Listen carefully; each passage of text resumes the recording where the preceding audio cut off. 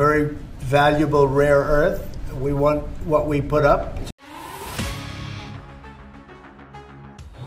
বর্তমানে যুক্তরাষ্ট্র চীনের বাণিজ্য যুদ্ধের খবর আমরা সবাই জানি, কিন্তু এই দুই দেশের মধ্যে এক বিশেষ সম্পদ নিয়ে তীব্রভাবে নীরব আধিপত্যের লড়াই চলছে।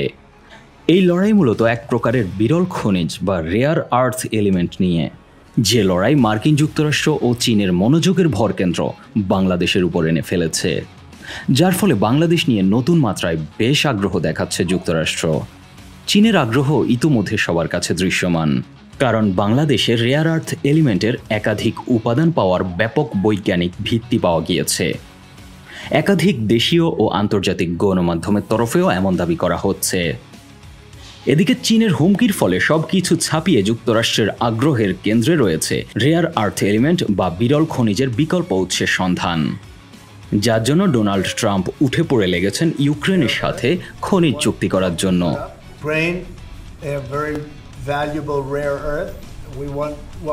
গোপনে আরও বিকল্প উৎস থেকে এই খনিজ প্রাপ্তির সম্ভাবনা যাচাই করছে যুক্তরাষ্ট্র। চীন ও ভিয়েতনাম মিলে বিশ্বের প্রায় অধিকাংশ রেয়ার আর্থ এলিমেন্টের উৎপাদন ও মজুদ নিয়ন্ত্রণ করে, আর সম্প্রতি চীন ও ভিয়েতনাম আরও শক্তিশালী কৌশলগত সম্পর্কের দিকে এগিয়ে যাচ্ছে, যার ফলে যুক্তরাষ্ট্রের কপালে চিন্তার ভাঁজ স্পষ্ট হচ্ছে।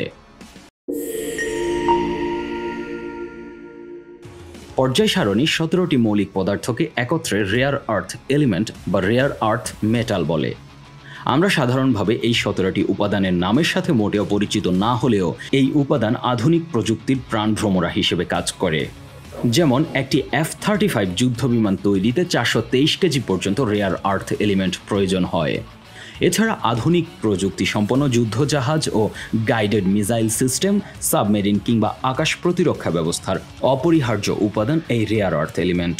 এদিকে night vision system, fibre optics প্রযুক্তি, স্যাটেলাইট সিস্টেম, স্মার্টফোন কিংবা ইলেকট্রিক গাড়ি নির্মাণ, আধুনিক সব প্রযুক্তিতে এখন বিরল এই খনিজটি ব্যাপকভাবে ব্যবহৃত হচ্ছে। মজার ব্যাপার হচ্ছে এই রেয়ার আর্থ এলিমেন্টের মজুদ যুক্তরাষ্ট্রে খুবই কম। অন্যদিকে চীনের হাতে রয়েছে বিশ্বের মোট উৎপাদনের 60 থেকে 70% রেয়ার আর্থ এলিমেন্ট। প্রযুক্তিবিদরা বলছেন, যে দেশের হাতে যত বেশি রেয়ার আর্থ এলিমেন্টের মজুদ থাকবে, আগামীতে সেই দেশ তত বেশি গুরুত্বপূর্ণ হয়ে উঠবে।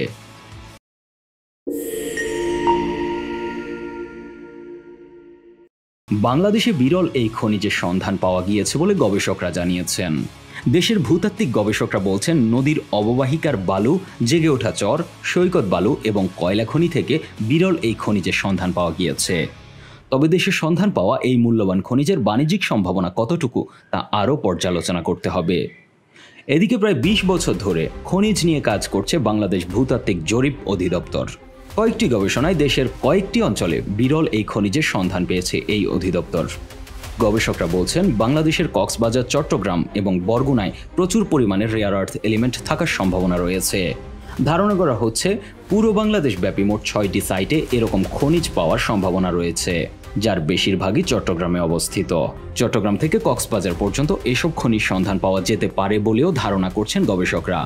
সূত্রের তথ্য মতে জানা যায়, বাংলাদেশের সীমান্তবর্তী মায়ানমারের রাখাইনেও রেয়ার আর্থ এলিমেন্টস রয়েছে।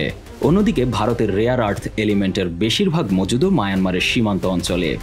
সেই হিসেবেও বাংলাদেশের চট্টগ্রাম ও কক্সবাজারে এই রেয়ার আর্থ এলিমেন্ট থাকার সম্ভাবনা রয়েছে। এছাড়া দেশের অভ্যন্তরে পাওয়া এইসব বিরল খনিজ সংগ্রহের বাণিজ্যিক সম্ভাবনা রয়েছে। জানা গেছে, গত বছর সরকারের কাছ থেকে ইজারা নিয়ে গাইবান্ধা জেলার প্রায় 2400 হেক্টর এলাকায় যমুনা নদীর বালি থেকে বাণিজ্যিকভাবে ভারী খনিজ উত্তোলন শুরু করেছে অস্ট্রেলিয়ান কোম্পানি এভারলাস্ট মিনারেলস। মার্কিন ভূতাত্ত্বিক জরিপ সংস্থা USGS এর তথ্য বলছে, চীন বিশ্বের সবচেয়ে বড় বিরল খনিজ মজুদের অধিকারী। দেশটিতে 4,40,00,000 মেট্রিক টনের মতো বিরল খনিজ মজুদ রয়েছে। দ্বিতীয় অবস্থানে রয়েছে ব্রাজিল। দেশটির মজুদের পরিমাণ 2,10,00,000 টন। এছাড়া ভারতে আছে 59 লাখ টন, অস্ট্রেলিয়ায় 57 লাখ টন, রাশিয়ার 38 লাখ টন, ভিয়েতনামে 35 লাখ টন এবং যুক্তরাষ্ট্রে রয়েছে মাত্র 19 লাখ টন বিরল খনিজের মজুদ। গবেষকরা বলছেন, বাংলাদেশে রেয়ার আর্থ উপাদান পাওয়ার যে সম্ভাবনা সৃষ্টি হয়েছে তা যথাযথভাবে কাজে লাগাতে হবে। দেশে প্রাপ্ত বিরল খনিজের অর্থনৈতিক সম্ভাবনা যাচাই করতে আরও বেশি গবেষণা করা প্রয়োজন। যথাযথভাবে এই সম্ভাবনা কাজে লাগাতে পারলে বাংলাদেশ হয়ে উঠবে আগামীর খনিজ সুপার পাওয়ার। জেড আল আসাদ, একুশে টেলিভিশন।